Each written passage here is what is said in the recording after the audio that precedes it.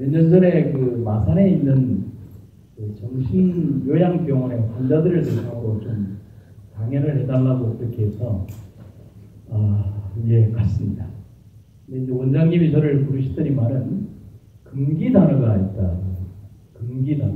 거기 원생들이 한 450명 정도가 있는데 금기 단어가 있다라고 해서 뭘 말하지 말아야 됩니까? 라고 했더니만은 희망. 희망. 그 다음에 집으로 갈 수 있다. 뭐 이런 거는 하면 안 된다는 거예요. 목사가 희망하고 뭐 그런 거 빼고 나면 할 얘기가 없잖아요. 그래서 왜 그럽니까? 라고 하니까 이 정신병동에 있는 이분들이 심리가 특정한 곳에 꽂히게 되면 그 말대로 움직이기 때문에 희망 뭐 이런 거 집으로 가고 싶다 이러면 탈출을 시도한다는 겁니다. 그래서 그걸 피해서 이제 그분들과 아주 재미있는 시간과 그 다음에 대신 회복에 대한 이야기를 가지고 이렇게 시간을 보냈던 적이 있습니다. 근데 이 에덴 요양병원에도 제가 볼 때는 금기 단어가 있습니다. 특별히 쓰지 말아야 되는 단어가 제가 알기로도 여기에 보면 죽음이라고 하는 이런 단어는 쓰면 안 되죠. 근데 오늘 제목을 Frank is dead라고 했던 이유는 제가 꼭 이번에 집회 요청을 받으면서 꼭 드리고 싶었던 한 이야기가 이 문장 속에 있습니다. 왜 프랭크가 죽어야 하는가에 대해서, 왜 프랭크는 죽었는가에 대해서 설명을 드립니다. 궁금하시죠?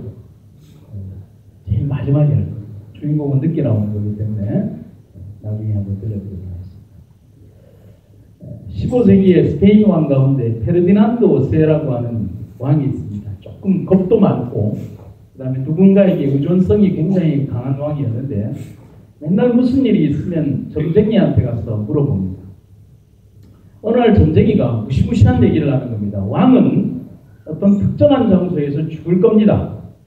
그 장소가 어디냐면 마드리갈이라고 하는 이 장소에 가면 죽습니다. 그러니까 절대로 이곳에 뭐 하지 마십시오? 하지 마십시오. 라고 했어요. 근데 이 마드리갈은 그 왕의 특별한 그 여름 별장이 있는 곳입니다. 그러니까 왕들이 쉬고 싶을 때 피정의 집으로 사용하는 곳이 마드리갈인데 거기에는 꽤 많은 돈을 들여서 여러 세기, 그 수십 년에 걸쳐서 꽤 멋진 그 궁정이 있는데 그 말을 들은 이후로부터 이 왕이 그렇게 잘 지어놓은 왕궁이 있는 마드리갈에 절대 가지를 않았습니다. 몇 년을 가지를 않냐면 21년 동안을 가지를 않았습니다. 그리고 21년이 지난 다음에도 당연히 안 가겠죠. 그런데 어느 날 이제 왕이 그 마드리갈을 제외한 어떤 다른 지방에 순찰을 돌기 위해서 이렇게 쫙 이렇게 돌아다니는데 이제 여러 곳을 다니다 보니까 왕이 굉장히 힘이 들고 이렇게 몸살과 고열이 오기 시작했습니다. 그래서 어떤 이제 자그마한 그 성주의 그 성에서 이렇게 잠을 자는데 갑자기 들떠서 이곳이 어딘가라고 이제 자기가 잠을 깨워서 이렇게 보니까 좀 불안한 거예요. 그래서 옆에 있는 시종에게 여기가 어디냐라고 했습니다. 그러니까 그 시종이 얘기를 하기를 여기는 마드갈레입니다 라고 했습니다. 그런데 열에 들떠있던 왕이 마드갈레라고 하는 말은 모르고 앞에 있는 마드 자라만 듣고 여기가 마드리갈인 줄 알고 그냥 거기에 심장이 놀라서 죽어버린 것입니다. 여러분 이해가 가세요? 이해할 수 있어요. 왕은 병이 죽인 것이 아닙니다. 뭐가 죽인 것이죠? 공포심이 죽인 것입니다. 21년 동안 계속 그는 어디에서 죽을 것이다 라고 하는 어떤 그 공포심이 마드리갈이라는 곳에는 전혀 가지도 않았지만은 그 마드리갈이라고 하는 그 공포심이 그를 지배하고 있었고 그것 때문에 그는 죽은 것이라는 것입니다. 두려움이라고 하는 것은 그만큼 큰 결과를 우리들에게 가져오는 것입니다. 그래서 서양의 격언에 보면 무슨 말이 있냐면 공포심은 이 세상의 어떠한 것보다도 수많은 사람들을 패배로 몰아넣는다. 그래서 옛날에 수년 전에 아프리카에는 그런 얘기가 있습니다. 들판에 굉장히 많은 어떤 밀들이 막 재배되고 있는 가운데 곧 2개월이 지나면 엄청난 황사와 이제 메뚜기 떼가 몰려올 것이라고 하는 공포심이 지배를 해버렸어요. 그래서 실제로 그들이 추수를 앞두고 나서 시골에 있는 모든 그 농민들이 전부 다 도시로 다 떠나버렸어요. 그러나 막상 추수 때가 되었을 때 아무것도 오지 않았어요. 결국은 뭐냐면은 누구도 추수를 하지 못했지만은 그들은 공포심 때문에 그들의 수확을 포기했던 결과들도 있습니다. 우리가 살고 살아가야 되는 인생의 길에는 예측할 수 없는 미래와 해결해야 될 난제들이 엄청나게 쌓여 있습니다. 당장 지금 우리가 여기에 있지만 여러분들의 가정사와 많은 일들 가운데도 보면 해결해야 되는 인생에 수없이 많은 난제들이 있습니다. 그럼 우리가 어떻게 살아야 되는가? 마냥 두려움과 공포에 떨면서 하루하루를 가슴 졸이면서 살아야 되는가? 오지도 않은 불확실성의 미래 때문에 두렵게 살아야 합니다. 그건 아니잖아요. 우리는 오늘 주어진 하루하루의 삶에 충실하면서 내가 지내야 되는 것에 감사하면서 감사함으로 충실한 삶을 살아가면 벽돌의 하나하나를 쌓으면 집이 완성되듯이 그렇게 살아가며 우리의 난제들을 극복하며 살아가야 되는 것입니다. 우리가 그렇게 살아가면서 여러분들이 꿈을 이루시기를 간절히 바랍니다. 굉장히 이 공포심이 많은 이 부인이 있었어요.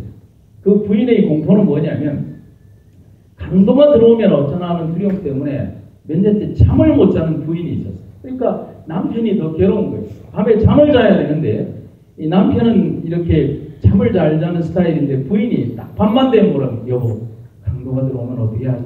하면서 밤에 잠을 안 자는 거예요. 그렇게 해서 한 10년을 이렇게 고통을 당한 것입니다. 어느 날 밤 자다가 정말 집안에서 이상한 소리가 나는 것을 느꼈습니다. 남편이 무슨 일인가 해서 아래층으로 내려가 보니까 정말 뭐가 들어왔어요? 뭐가 들어왔을까요? 강도가 들어왔어요. 큰일 났잖아요.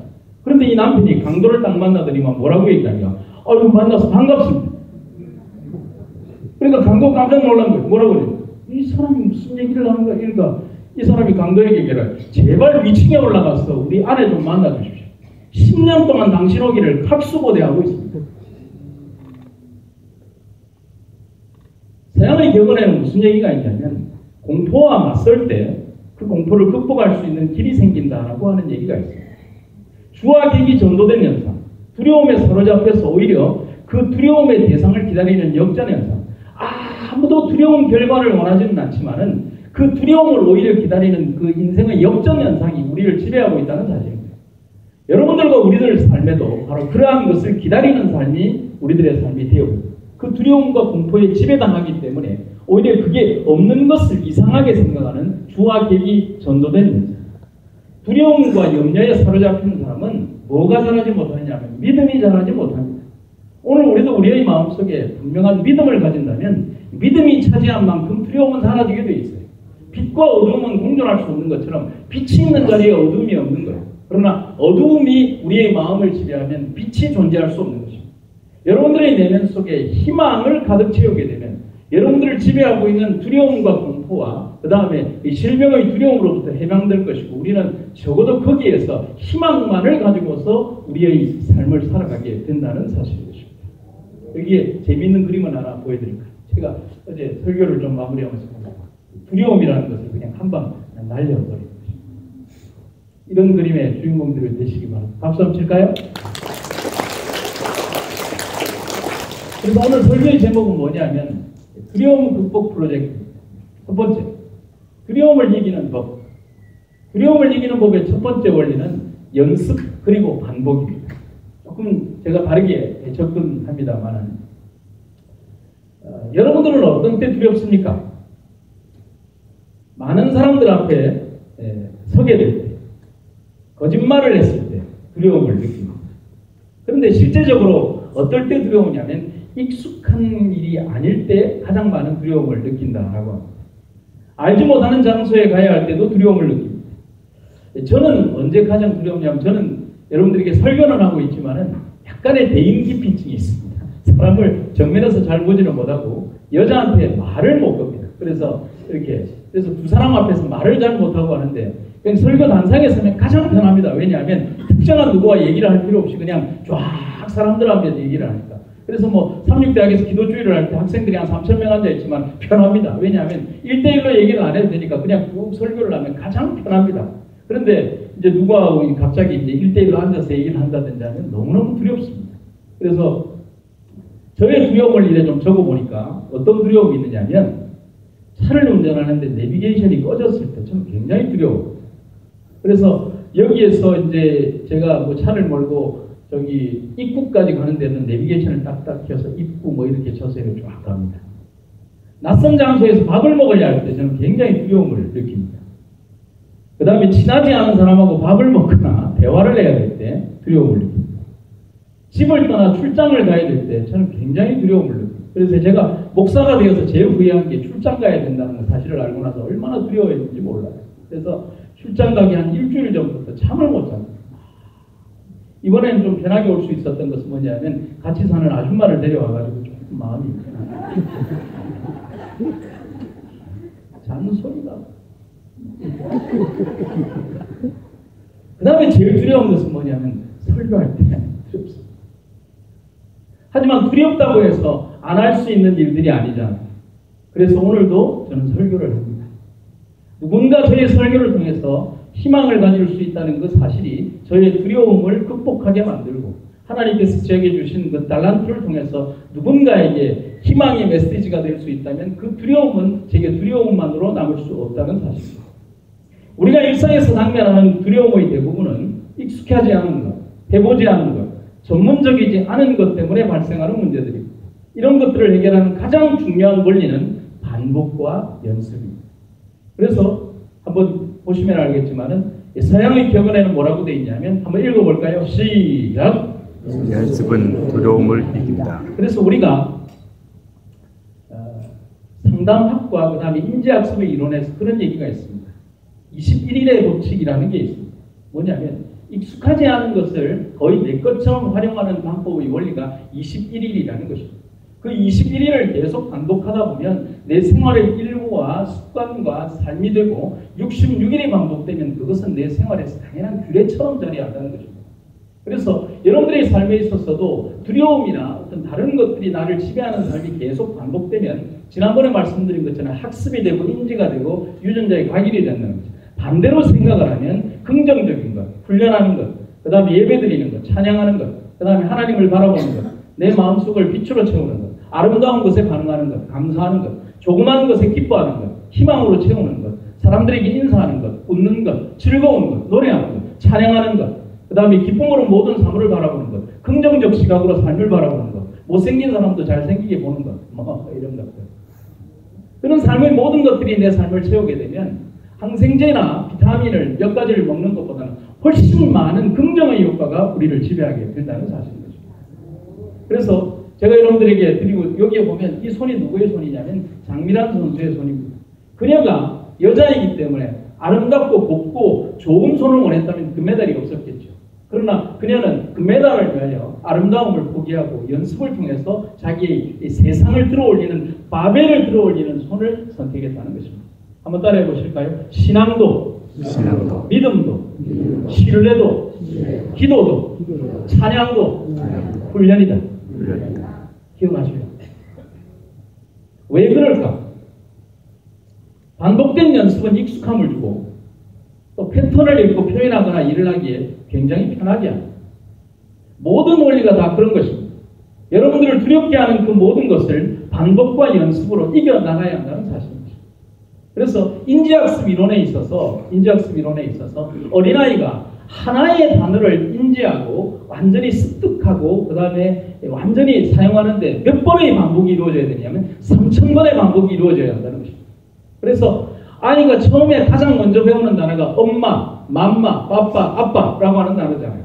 그러면 우리 아이는 천재예요. 엄마라는 단어를 제일 먼저 해요. 그건 착각이에요. 왜냐하면 아이가 태어나기 전부터 엄마는 그 아이에게 뭐라고 얘기해요? 아이야 누구야? 엄마야, 엄마야, 엄마잖아, 엄마. 아빠 얘기는 잘 안 하잖아요. 엄마잖아, 엄마. 이러면 아빠는 저쪽 나중에 이제 한 750번 정도 듣고 엄마 얘기는 한 3만 번 정도 들으니까 아이가 입을 딱 댈 때 엄마 그러잖아요. 그런데 그러한 어떤 3000번의 반복이 아이들에게 인지학습의 이론에 있어서 그 아이가 당연히 써야 되는 단어의 하나로 학습이 된다는 것입니다. 우리도 그렇습니다. 그렇게 반복된 언어, 행동은 습관과 표현력이 되고 기술이 되고 품성이 되고 성격이 되고 우리 삶의 긍정적 요소로 자리 잡게 되는 것입니다. 반복하시기 바랍니다. 그래서 제가 영어 문장을 제 영어를 잘 못하는데 영어 문장을 보시면은 이런 단어가 있습니다. 이게 누가 얘기했냐면 영화 스타워즈에 보면 그 제다이의 스승인 요다라고 하는 괴물이 있습니다. 괴물 선생님이 한 말인데 이렇게 되어 있습니다. 정말 명언이에요. 두려움은 어둠으로 가는 길이다. 두려움은 분노로 이끈다. 근데 분노는 미움을 낳고 미움은 고통으로 우리를 이끈다. 여러분, 모든 한 가지의 현상은 한 가지의 현상으로 끝나는 게 아니라 필연적으로 물고 있는 다른 결과로 우리를 이끕니다. 그렇죠? 웃는다. 웃는 것만으로 끝나라? 아니요. 웃는다. 기쁘다. 즐겁다. 그 다음에 행복하다. 사물을 또 다르게 본다. 그리고 그 다르게 보는 것은 긍정적 요소로 온다. 그리고 그 긍정적 요소는 우리의 몸속과 마음속에 엔돌핀을 생성하고 또 다른 기쁨을 유발하고 삶을 즐겁게 만들고 행복하게 만들고 치유하게 만들고. 근데 두려움이라는 것은 두려움이라는 것만으로 끝나는 것이 아니라 결국은 분노, 아픔, 고통, 그 다음에 미움, 원망 뭐 이런 것들로 계속 우리를 이끌어 간다는 사실입니다. 두려움은 어두움으로 가는 길인 것입니다. 그래서 저는 여러분들에게 어떤 훈련을 하라고 말씀드리고 싶으냐면 희망 훈련을 하라. 한번 따라해 볼까요? 희망 훈련. 희망에도 훈련이 필요하다는 사실인 것입니다. 예배, 기도, 찬양, 말씀 그리고 다시 예배, 기도, 찬양, 말씀 이 반복의 사이클은 우리 내면 속에 있는 두려움과 공포와 질병을 몰아내고 희망과 치유로 우리를 채우게 된다는 사실입니다. 아니 어제 예배를 드렸는데 오늘 또 예배를 드려야 합니까? 어제 드린 찬송인데 또 찬송을 드려. 그럼요. 사람의 사이클은 부정적 요소가 지배하는 이 삶 속에서 우리를 긍정으로 만드는 것은 뭐냐면 끊임없이 긍정의 사이클 속에 우리를 둔다는 사실인 것입니다. 예배 드렸지만 또 예배를 드리는 것입니다. 목사의 설교는 딱 한 가지밖에 없어요. 여러분들에게 제가 계속 치유에 대한 얘기를 하지만 그 이면 속에 있는 예수 그리스도에 대한 얘기밖에 안 하는 거예요. 목사는 여러분들에게 희망을 전하는 사람인 거예요. 희망이라는 한 가지의 주제를 가지고서 그것이 여러분들에게 단순히 위로감을 주는 것이 아니라 그 희망 속에 치유하시는 하나님이 계시기 때문에 그 치유의 하나님을 여러분들에게 소개한다는 사실입니다. 희망도 훈련인 것입니다. 여러분 제가 한 동영상을 보여드릴 텐데 이걸 왜 보나 하겠지만 잘 보셔야 할 소녀가 있습니다. 한번 보시기 바랍니다.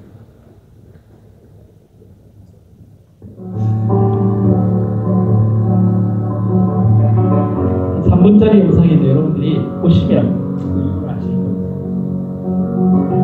이 소녀를 잘 보시기 바랍니다. 미국의 어느 학교인지도 모르지만 체육 시간에 허들 달리기를 하는 시간입니다.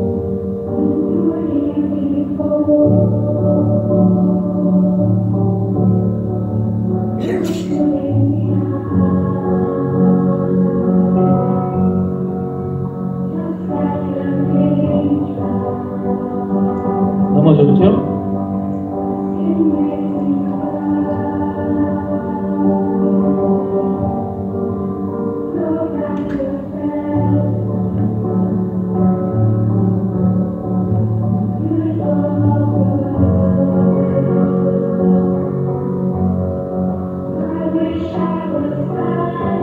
또 허들을 넘어뜨렸죠?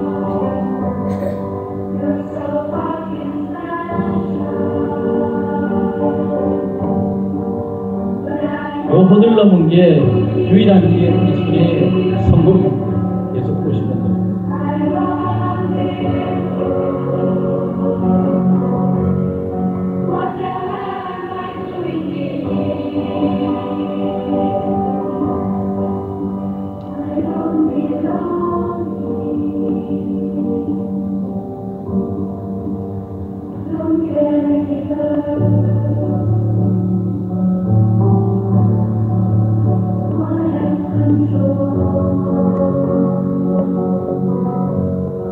피해가고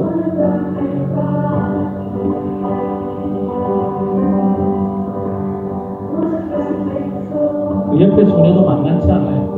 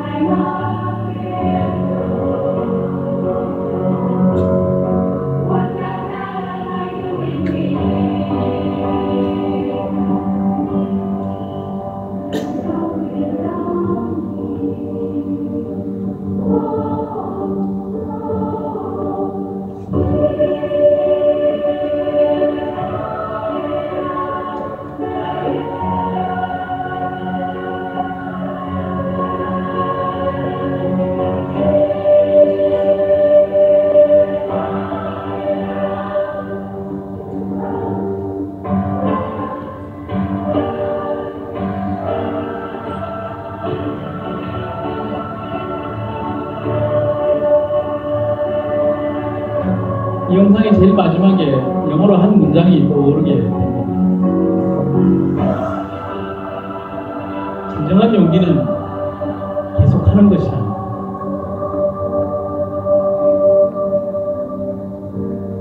여러분에게 꼭 필요한 단어가 아닐까요? 진정한 용기는 포기하지 않는 것. 그래서 이 동영상의 제목이 뭐냐면 절대로 포기하지 않는 두 소녀라는. 이 소녀들이 넘어질 때 아프기도 하겠지만 얼마나 많은 부끄러움이 있을까요? 하지만 끝까지 용기를 가지고 마지막 피니시 라인까지 뛰어가는 그 소녀들의 모습. 결국은 그러한 행동과 용기가 이 아이들의 인생을 바꾸는 것입니다. 우리들에게도 삶을 포기하거나 우리에게 주어진 어떤 그 결과들을 포기하는 것은 너무 쉽잖아요. 왜냐하면 이미 우리의 장벽 앞에 있는 그 결과를 있는 그 많은 어려움들을 결과로 받아들이는 것은 너무 쉽지만은 그것을 뛰어넘기 위한 용기는 끊임없는 노력이지만은 훈련을 통해서 우리가 그렇게 해나갈 수 있다는 사실인 것입니다.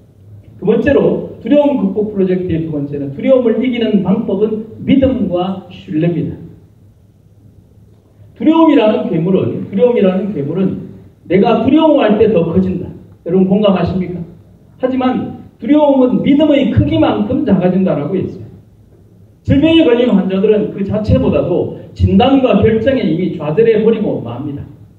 병은 어떨 것이라는 방정식을 나한테 미리 적용하는 것입니다. 어떤 특정한 사람의 이야기를 나에게 적용하고 그것이 내 것이다라고 생각을 하고 내 머리의 선지식 속에 그렇게 하는 것입니다. 나도 똑같이 그렇게 갈 것이다. 옛날에 저희가 강복연이라고 하는 어떤 암환자와 계속 얘기를 할 때 그 애기 엄마의 삶은 너무나 슬펐어요. 왜냐하면 32살 젊은 애기 엄마가 우리가 복길이라고 정말 이렇게 예뻐했던 그 젊은 애기 엄마는요. 우리에게 그런 얘기를 했어요. 영대병원 그 유방암 암센터에서 어머니가 유방암으로 돌아가셨는데 어머니의 그 차트 바로 뒤에 자기의 차트가 있다는 거예요. 그러면 저에게 이런 얘기를 해요. 목사님, 나도 엄마가 걸어갔던 그 길을 가겠죠. 아니야, 너는 그렇게 걸어가지 않아.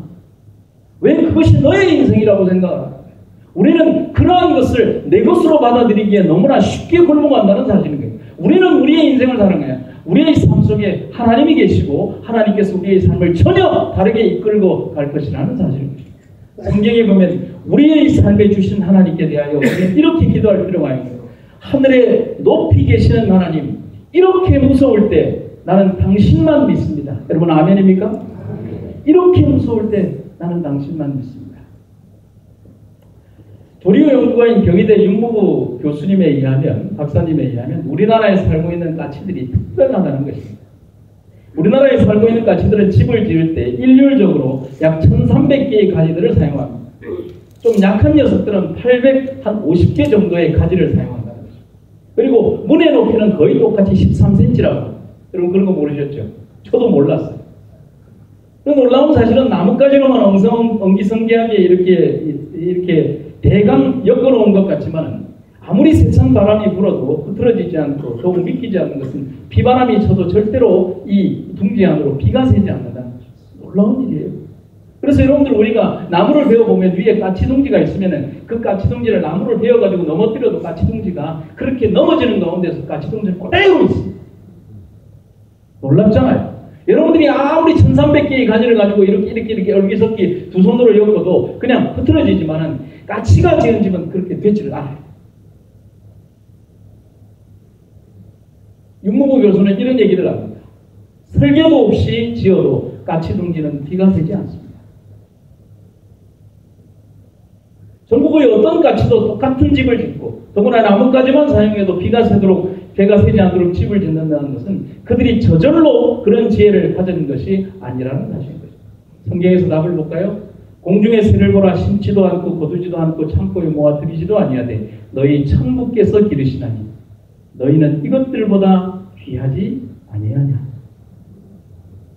세상에 가장 귀중한 존재, 하나님을 닮은 그 존재, 하나님을 가장 많이 닮아서 하나님께서 가장 사랑하시는 존재, 너무나 사랑해서 당신의 아들을 이 땅에 보내셔서 당신의 아들의 죽음의 대가로 우리를 살리셔야만 했던 우주보다도 귀한 존재를 위하여 우리의 인내를 쓰고 우리를 살리기 위하여 하나님의 특별한 프로젝트가 우리의 몸속에 있지 않겠냐는 사실입니다.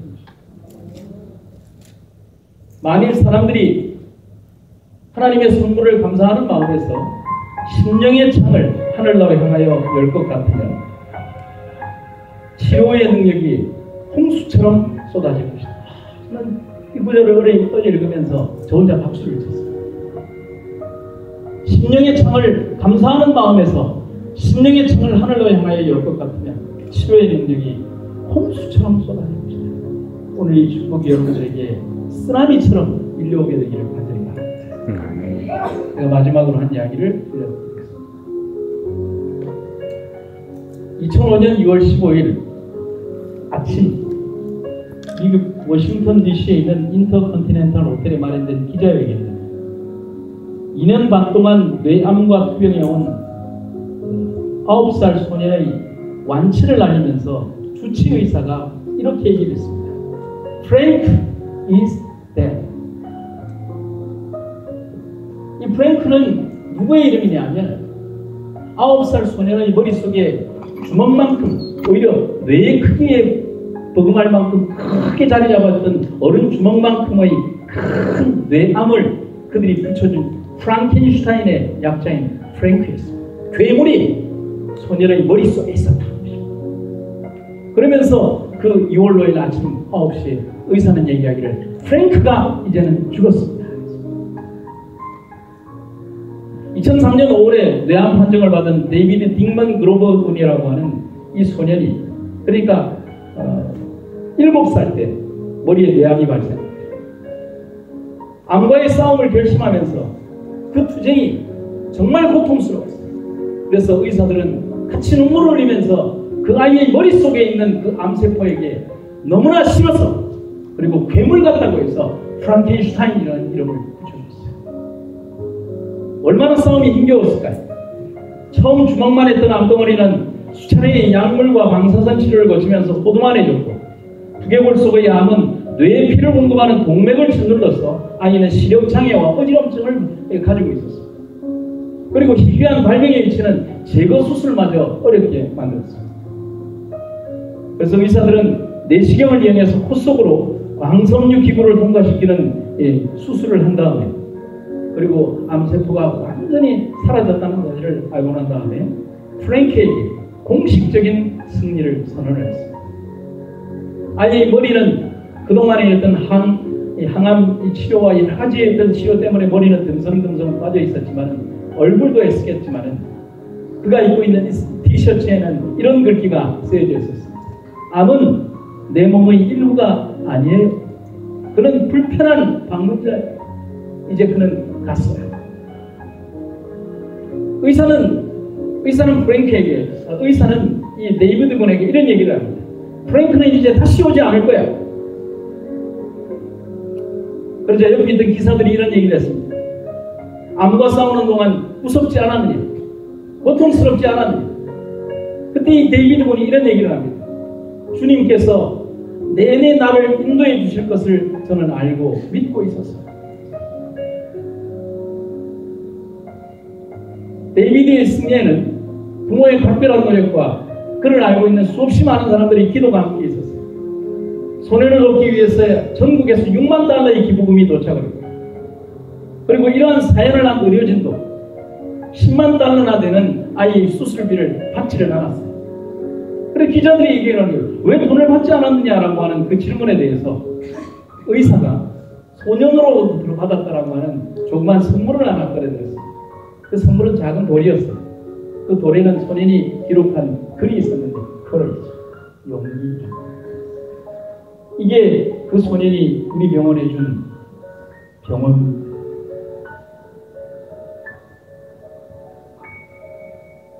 어머니는 이런 얘기를 합니다. 아이가 2년간 투병해 왔지만 낙담해 본 적이 없다. 나는 데이비드의 엄마가 될 수 있었다는 것에 대해서 하나님께 너무나 감사합니다. 사랑하는 여러분, 우리는 투병하고 있지만 누군가의 엄마임을 사랑하시기 바랍니다. 누군가의 아내임을 감사해요. 내가 누군가와 함께하고 있었던 그 순간이 우리가 생존해야 되는 이유이고 치료받아야 되는 이유이며 하나님 안에서 살아가야 되는 이유라고 하는 것입니다. 상상 속 괴물이 머리를 지배하는 두려운 소년의 질병을 이기게 한 것은 사랑과 믿음이었습니다. 여러분과 우리에게도 우리를 파멸로 이끄는 프랭크는 있습니다. 내 몸의 어딘가에게 내가 원하지 않는 반문격은 있어요. 하지만 결국 프랭크는 죽었어요. 9살 소년을 승리케 만든 것은 소년의 믿음과 사람들의 믿음이었어요. 오늘 여기 있는 모두들 다 여러분들의 인생의 괴물 프랭크를 이기는 사람들이 되시기를 바랍니다. 그렇게 할 수 있는 것은 가장 강력한 힘과 원동력은 믿음이라는 것입니다. 그 믿음을 예수님께서 주십니다. 기도하시겠습니다. 사랑의 아버지, 오늘 우리를 이끄시는 하나님의 능력과 은혜를 인하여 감사드립니다. 우리의 몸속에 원하지 않는 나를 찾아온 불편한 관계, 하지만 하나님의 사랑이 우리를 채울 때 우리는 그것을 이길 수 있습니다. 치유받을 수 있습니다. 오늘 우리의 아름다운 동행이 예수님과 함께 걸어가는 우리의 삶이 되게 하여 주시옵소서. 오늘 이 자리에 참여한 모두에게 하늘의 거룩한 능력과 은혜가 함께하는 귀중한 하루가 되게 하여 주시옵소서. 예수님 이름으로 기도드립니다.